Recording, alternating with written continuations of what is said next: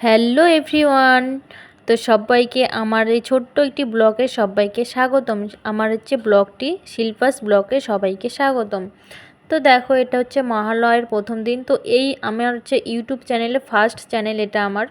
তো first blog আমি এটা দিয়ে শুরু করব, মহালয়ার দিন থেকেই শুরু করব। তো এটাতে অবশ্যই আমি সপ্তাহে একটা হোক দুটো হোক করে ব্লগ ভিডিও দিয়ে থাকবো। অবশ্যই সবাই পাশে থাকবেন, দেখবেন। যদি ভালো লেগে থাকে অবশ্যই আমাকে কমেন্টে জানাবেন। এটা হচ্ছে মহালয়ের ফার্স্ট দিন। তো আমরা একটু ঘুরতে বেরিয়েছিলাম।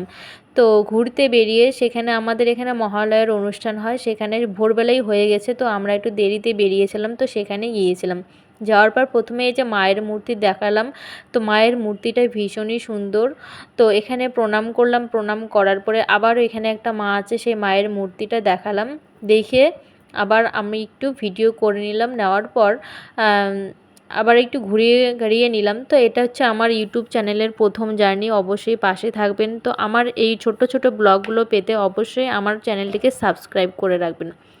তারপর দেখো, এখানে চলে এসেছি। ওখানেই এখানে অনেক ঠাকুর রয়েছে। তো এখানে কোন জায়গার কোন ঠাকুর থাকে সেই জায়গার নামগুলো উপরে দেওয়া আছে। বাংলাদেশ বলো, ত্রিপুরা বলো, তারপরে অমরনাথ বলো, কাশ্মীর বলো, সব ঠাকুরের নাম দেওয়া আছে। মানে কোন ঠাকুর কোথায় থাকে, কোন দেশে থাকে, কোন জায়গায় থাকে, সেগুলো নাম দেওয়া আছে উপরে। তো এইগুলো দেখে ভীষণই ভালো লাগলো। কারণ সব জায়গায় তো সব সময় যাওয়া হয় না। তো এখান থেকেও দেখা যায় না, হ্যাঁ এই ঠাকুরটা এই জায়গায় থাকে। হয়তো মানে ওই ঠাকুরটা ওখানকার আর কি বিখ্যাত। হয় না, একটা রাজ্যর একটা জায়গার বিখ্যাত ঠাকুর থাকে, সেরকমই হচ্ছে এটা।